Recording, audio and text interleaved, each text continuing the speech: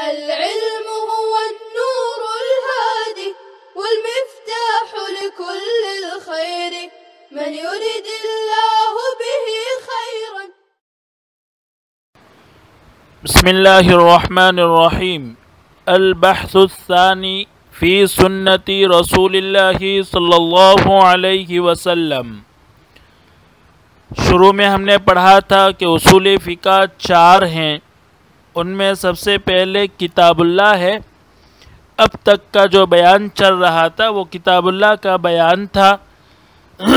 یہاں تک آ کر کتاب اللہ کا بیان ختم ہوا. اب مصنف سنت رسول اللہ جو دوسرا نمبر ہے اصول فقہ کا اس کو بیان فرما رہے ہیں. مصنف نے فرمایا وہی اکثر من عدد الرمل والحصا، اور وہ ریت اور کنکر کی تعداد سے زیادہ ہے. اس سے مراد احادیث کی کثرت کو بتلانا ہے کہ احادیث بہت زیادہ ہیں. سنت کے لغوی معنی طریقہ، عادت، راستے کے ہیں، اور اصطلاح میں آپ صلی اللہ علیہ وسلم کے اقوال، افعال اور تقریرات کو کہتے ہیں. تقریرات یعنی کوئی کام آپ صلی اللہ علیہ وسلم کے سامنے کیا گیا اور آپ نے اس پر نکیر نہیں فرمائی، اس کو منع نہیں فرمایا، تو اس کو تقریرات کہا جاتا ہے. آگے فصل فی اقسام الخبر سے مصنف علیہ الرحمہ صلی اللہ علیہ وسلم کے اقوال کی تقسیم کو ذکر فرما رہے ہیں. اصولیین کے یہاں سنت کا لفظ عام ہے، اس میں اقوال، افعال اور تقریرات تینوں شامل ہے، جبکہ اصولیین خبر کا اطلاق آپ صلی اللہ علیہ وسلم کے اقوال پر کرتے ہیں. آپ کے اقوال کو خبر کہا جاتا ہے. اس کی تقسیم مصنف علیہ الرحمہ یہاں سے بیان فرما رہے ہیں. سب سے پہلے مصنف علیہ الرحمہ نے فرمایا کہ آپ صلی اللہ علیہ وسلم کے افعال جتنے بھی ہیں اس کا درجہ اور اس کا مقام قرآن کریم کی طرح ہے کہ جس طرح قرآن کریم کے سچ ہونے کا، اس کے حق ہونے کا یقین رکھنا ضروری ہے، اسی طرح سنت کے بھی، احادیث کے بھی حق اور یقین ہونے کا علم رکھنا ضروری ہے. اور جس طرح قرآن مجید پر عمل کرنا ضروری اور واجب ہے، اسی طرح احادیث پر بھی عمل کرنا واجب اور ضروری ہے. اس لیے کہ جو شخص احادیث پر عمل کرے گا اور آپ صلی اللہ علیہ وسلم کی اطاعت کرے گا تو گویا کہ اس نے اللہ رب العزت کی اطاعت کی. خود قرآن مجید فرماتا ہے من یطیع الرسول فقد اطاع اللہ، جو شخص اللہ کے رسول کی اطاعت کرے گا اس نے اللہ رب العزت کی اطاعت فرمائی. آگے مصنف فرما رہے ہیں کہ جو بحثیں کتاب اللہ میں ذکر ہوئی وہ بعینہ من وعن، وہی بحثیں سنت رسول میں بھی ہوگی. یعنی جو خاص، عام، مشترک، مجمل وغیرہ جتنی بحثیں گزری ہیں وہ تمام بحثیں یہاں بھی ہوگی. چونکہ اس کا بیان کتاب اللہ میں گزر چکا ہے اس لیے مصنف یہاں اس کو دوبارہ ذکر نہیں فرما رہے ہیں. آئیے عبارت دیکھتے ہیں. خبر رسول اللہ صلی اللہ علیہ وسلم بمنزلۃ الکتاب،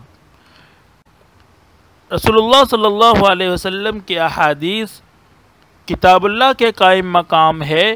فی حق لزوم العمل علمی والعمل به، علم کے لازم ہونے اور اس پر عمل کرنے کے لازم ہونے کے حق میں. فإن من اطاعہ، اس لیے کہ جو شخص اس کی اتباع کرے گا یعنی آپ کی اتباع کرے گا، فقد اطاع اللہ، تو اس نے اللہ رب العزت کی اتباع کی. فما مر ذکرہ من بحث الخاص والعام والمشترک والمجمل فی الکتاب فہو کذالک فی حق السنہ، تو جو بحثیں خاص، عام، مشترک اور مجمل کی کتاب اللہ کے بیان میں گزری ہے وہ بعینہ ہی سنت کے حق میں بھی ہے۔ الا ان الشبہۃ، یہاں سے مصنف علیہ الرحمہ ایک سوال کا جواب دینا چاہ رہے ہیں کہ کسی کو سوال ہو سکتا ہے کہ جب احادیث رسول صلی اللہ علیہ وسلم میں کتاب اللہ کی طرح ہے، اس پر یقین رکھنا بھی ضروری ہے اور اس پر عمل کرنا بھی ضروری ہے، تو پھر اس کی کوئی قسمت نہیں ہونی چاہیے، جس طرح کتاب اللہ کی کوئی قسمت نہیں ہے کہ پورے کتاب اللہ پر عمل کرنا ضروری ہے اور پورے کتاب اللہ پر یقین رکھنا ضروری ہے، اس طرح تمام احادیث پر بھی عمل کرنا ضروری ہونا چاہیے اور اس پر اس کے حق ہونے کا یقین بھی رکھنا چاہیے۔ اس اعتبار سے اس کی کوئی قسمت نہیں ہونی چاہیے۔ تو مصنف یہ فرما رہے ہیں، اس کا جواب یہ دینا چاہ رہے ہیں کہ آپ صلی اللہ علیہ وسلم سے وہ حدیث ثابت ہے یا ثابت نہیں ہے، اور آپ تک اتصال متصل ہے یا متصل نہیں ہے، اس اعتبار سے اس میں شبہ ہوتا ہے۔ ورنہ کوئی حدیث جب یہ بات ثابت ہو جائے کہ وہ آپ صلی اللہ علیہ وسلم سے ثابت ہے یقینی طور پر، تو پھر اس صورت میں تو اس پر یقین رکھنا ضروری ہو جاتا ہے، اس پر عمل کرنا بھی ضروری ہو جاتا ہے۔ لیکن شبہ جو پیدا ہوتا ہے وہ راویوں کے اعتبار سے پیدا ہوتا ہے، یعنی آپ صلی اللہ علیہ وسلم سے جس نے سنا، پھر ان سے جس نے سنا، پھر ان سے جس نے سنا، تو وہ حقیقت میں متصل ہے، یعنی بیچ میں تمام راوی موجود ہیں یا موجود نہیں ہے، یا روایت کرنے والے جو راوی ہیں وہ صحیح ہے نہیں ہے، اس اعتبار سے احادیث کی قسمیں ہو جاتی ہے۔ ورنہ اگر ایک مرتبہ یہ ثابت ہو جائے کہ آپ صلی اللہ علیہ وسلم سے یہ ثابت ہے، تو پھر اس صورت میں اس کی کوئی قسمت نہیں ہوگی۔ اسی کا جواب مصنف نے دیا، الا ان الشبہۃ فی باب الخبر، مگر یہ کہ خبر کے باب میں، احادیث کے باب میں شبہ فی ثبوت ہی من رسول اللہ صلی اللہ علیہ وسلم، آپ سے وہ حدیث کے ثابت ہونے میں ہے، وہ اتصال ہی بھی، اور آپ سے اس حدیث کے متصل ہونے میں ہے۔ ورنہ حدیث جب ثابت ہو جائے تو پھر اس میں کوئی شبہ نہیں ہوگا۔ وَلِهَذَا الْمَعْنَى، اسی معنی کے اعتبار سے صار الخبر علی ثلاثۃ اقسام، خبر کی 3 قسمیں ہو گئی۔ ان تینوں قسموں کا ذکر آگے مصنف بیان فرما رہے ہیں۔ الاول قسم صح من رسول اللہ صلی اللہ علیہ وسلم، پہلی قسم وہ ہے جو رسول اللہ صلی اللہ علیہ وسلم سے صحیح طور پر ثابت ہو، وثبت منہ بلا شبہۃ، اور آپ سے ثابت ہو اس میں کسی قسم کا شبہ نہ ہو، وہو المتواتر، اور وہ متواتر ہے، یعنی جس حدیث میں آپ سے ثابت ہونے میں ذرہ برابر بھی شبہ نہ ہو، ایسی حدیث متواتر کہی جاتی ہے۔ والثانی، اور دوسری قسم قسم فیہ ضرب شبہۃ، وہ قسم ہے جس میں ادنا سا شبہ ہو، ذرہ تھوڑا سا شبہ ہو، وہو المشہور، اس کو مشہور کہا جاتا ہے۔ والثالث قسم فیہ احتمال و شبہۃ، وہ قسم ہے جس میں احتمال اور شبہ ہو، وہو الاحاد، اور وہ احاد ہے۔ مصنف نے 3 قسمیں بیان فرمائی، اتصال کے اعتبار سے اور آپ سے ثابت ہونے اور نہ ہونے کے اعتبار سے۔ ان تینوں احادیث کی 3 تعریف مصنف آگے بیان فرما رہے ہیں۔ فالمتواتر، پہلی قسم ہے متواتر۔ متواتر اس حدیث کو کہا جاتا ہے کہ آپ صلی اللہ علیہ وسلم سے سننے والی ایک جماعت ہو اور اس کو نقل کرنے والی بھی ایک جماعت ہو، اور ہر زمانے میں اس کو نقل کرنے والی ایک جماعت چلی آ رہی ہو، یہاں تک کہ ہم تک پہنچ جائے، یعنی ایک بڑی جماعت اس کو نقل کرتی چلی آئی ہو، ایسی بڑی جماعت کہ جن کا کذب پر، جھوٹ پر متفق ہونا عقلاً محال ہو، یعنی ایسا ممکن نہ ہو کہ وہ سب کے سب جھوٹ پر متفق ہو گئے ہوں، یعنی ایک اپنی طرف سے کوئی حدیث گھڑ لی ہو اور سب کے سب متفق ہو گئے ہوں کہ آپ صلی اللہ علیہ وسلم سے یہ حدیث ثابت ہے ایسا ممکن نہ ہو تو پھر اس حدیث کو متواتر کہا جاتا ہے۔ فالمتواتر ما نقلہ جماعت عن جماعت، وہ حدیث ہے جس کو جماعت در جماعت نے نقل کیا ہو، لا یتصور توافقہم علی الکذب، کہ جن تمام کا جھوٹ پر متفق ہونا متصور نہ ہو، لکثرتہم، ان کے زیادہ ہونے کی وجہ سے، واتصل بک ہکذا، اور اے مخاطب تجھ تک اسی طرح متصل ہو کر پہنچی ہو۔ مثالہ، اس کی مثال مصنف نے بیان فرمائی، نقل القرآنی، قرآن کا منقول ہونا، وعداد الرکعات، اور رکعات کی تعدادوں کا منقول ہونا، ومقادیر الزکوٰۃ، اور زکوٰۃ کی مقداروں کا منقول ہونا۔ سب سے پہلی مثال بیان فرمائی کہ قرآن کا منقول ہونا، تو قرآن تو خبر نہیں ہے، حدیث نہیں ہے، لیکن صرف متواتر کی مثال ہے، خبر متواتر کی نہیں بلکہ صرف متواتر کی مثال ہے کہ قرآن کریم جو ہے ہر زمانے میں اس کو نقل کرنے والی ایک بڑی جماعت رہی ہے، اس لیے قرآن کریم کو متواتر کہا جائے گا۔ اسی طرح رکعتوں کی تعداد کہ فجر میں 2 رکعت فرض ہے، ظہر میں 4، عصر میں 4، اس طرح اس کو ہر زمانے میں بیان کرنے والی ایک بڑی جماعت رہی ہے، اس لیے وہ بھی متواتر کہی جائے گی۔ اسی طرح زکوٰۃوں کی مقدار کے روپے اور پیسے میں 40واں حصہ فرض ہے، اس طرح دوسرے نصابوں میں بھی، تو اس کو روایت کرنے والی بھی ہر زمانے میں ایک جماعت رہی ہے، اس لیے اس کو متواتر کہا جائے گا۔ آگے دوسری قسم مشہور کی مثال بیان فرما رہے ہیں کہ مشہور وہ حدیث ہے کہ آپ صلی اللہ علیہ وسلم سے سننے والے ایک آدمی رہا ہو اور اس کے بعد وہ حدیث جو ہے اس کو امت نے قبول کر لیا ہو، اس کو نقل کرنے والے بہت سارے لوگ ہو گئے ہوں، تو پھر ایسی حدیث کو مشہور کہا جاتا ہے۔ ایک بڑی جماعت نے آپ سے نہ سنی ہو تو ایسی احادیث مشہور کہی جاتی ہے۔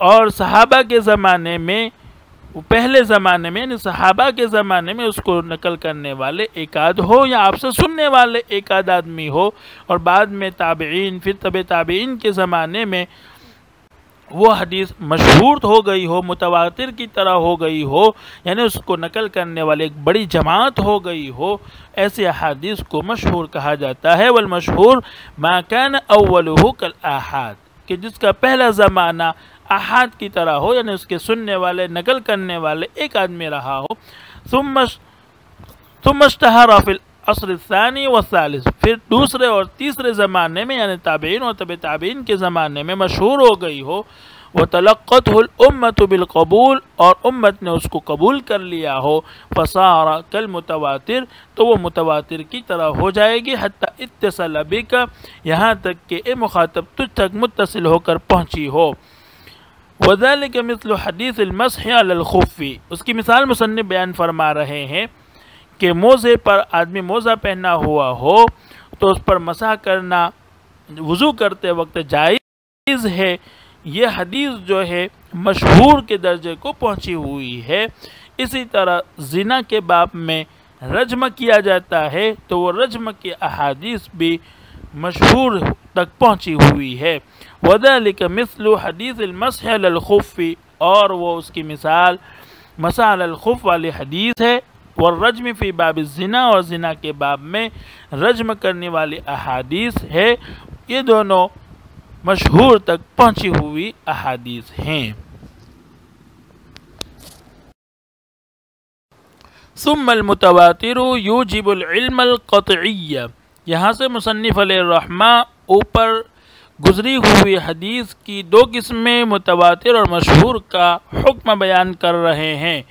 متواتر کا حکم یہ بیان کیا کہ متواتر سے علم قطعی اور یقین حاصل ہو جاتا ہے، اسی وجہ سے اس کا انکار کرنے والا کافر سمجھا جائے گا۔ اور مشہور کا حکم یہ ہے کہ اس سے طمانینت، اطمینان حاصل ہوتا ہے، چونکہ مشہور میں ایک درجے کا ادنا سا شبہ ہوتا ہے، اس لیے اس سے یقین تو حاصل نہیں ہوتا، لیکن اس سے اطمینان حاصل ہو جاتا ہے اور اس میں صداقت کا پہلو اور اس کے صحیح ہونے کا پہلو غالب ہوتا ہے، اس وجہ سے اس کا انکار کرنے والا بدعتی، ضال اور گمراہ سمجھا جائے گا۔ یہ تو اس سے علم حاصل کرنے کا حکم تھا۔ جہاں تک اس پر عمل کرنے کا حکم ہے تو مصنف فرما رہے ہیں کہ کسی کا اس میں اختلاف نہیں ہے کہ ان دونوں پر عمل کرنا ضروری اور واجب ہے۔ ثم المتواتر یوجب العلم القطعی، پھر متواتر علم قطعی کو ثابت کرتی ہے، وَيَكُونُ رَدُّهُ كُفْرًا، اور اس کا انکار کرنے والا کافر ہوگا۔ والمشہور یوجب علم الطمانینۃ، اور حدیث مشہور طمانینت علم کو ثابت کرتی ہے، وَيَكُونُ رَدُّهُ بِدْعَةً، اور اس کا انکار کرنا بدعت اور گمراہی ہوگی۔ وَلَا خِلَافَ بَيْنَ الْعُلَمَاءِ، اور علماء کے مابین کوئی اختلاف نہیں ہے، فی لزوم العمل بہما، ان دونوں پر عمل کرنے کے لازم ہونے میں، یعنی ان دونوں پر عمل کرنا لازم اور واجب ہے۔ وَإِنَّمَا الْكَلَامُ فِي الْآحَادِ، اور کلام تو آحاد میں ہے۔ یہاں سے مصنف حدیث کی تیسری قسم آحاد کا حکم، اس کی تعریف کو بیان کر رہے ہیں، اور فرمایا کہ اوپر کی دو حدیث کی قسموں میں کسی کا کوئی کلام نہیں ہے، اگر کلام ہے تو وہ خبر واحد میں ہے۔ سب سے پہلے مصنف علیہ الرحمٰن نے اس کی تعریف بیان فرمائی کہ خبر واحد اس خبر کو کہا جاتا ہے جس کو ایک آدمی نے ایک آدمی سے روایت کی ہو، یعنی حضور اکرم صلی اللہ علیہ وسلم سے سننے والا ایک آدمی ہو، پھر ان سے جس نے سنا وہ بھی ایک ہو، اس طرح حدیث وہ خبر واحد ہے۔ یا حضور اکرم صلی اللہ علیہ وسلم سے سننے والی تو ایک بڑی جماعت تھی، لیکن اس کے بعد ان جماعت سے سننے والا ایک آدمی ہو، یا یہ کہ حضور سے سننے والا ایک آدمی ہو، بعد میں بڑی جماعت نے اس ایک آدمی سے سنا ہو۔ مصنف آگے کہہ رہے ہیں کہ تعداد کا اس میں کوئی اعتبار نہیں ہے، جب کہ وہ حد مشہور کی حد تک نہ پہنچی ہو، تب تک اس کو خبر احاد ہی کہا جائے گا، اور مشہور کی حد تک پہنچنا یہ قرن اول یعنی صحابہ یا قرن ثانی اور قرن ثالث کے ساتھ خاص ہے۔ اس کے بعد تو چونکہ احادیث کتابوں میں مدون ہو گئی تو خبر واحد بھی سب جو ہے وہ مشہور ہو چکی ہے، اس لیے اعتبار قرن اول، ثانی اور ثالث کا ہوگا۔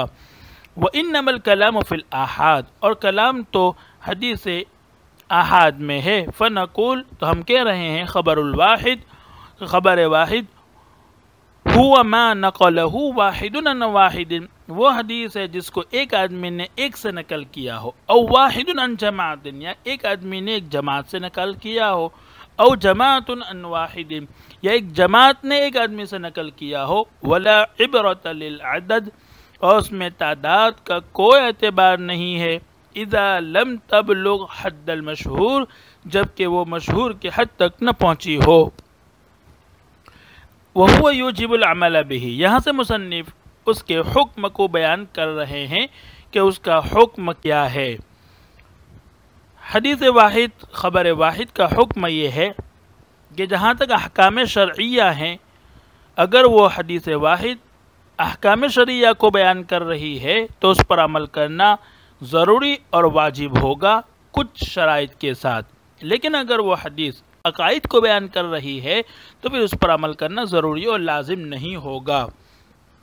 اگر وہ احکام شرعیہ احکام بیان کر رہی ہے تو اس لیے ضروری ہے کہ راوی مسلمان ہو، چنانچہ اگر کوئی کافر ہوگا راوی بیچ میں تو پھر اس حدیث پر عمل کرنا ضروری نہیں۔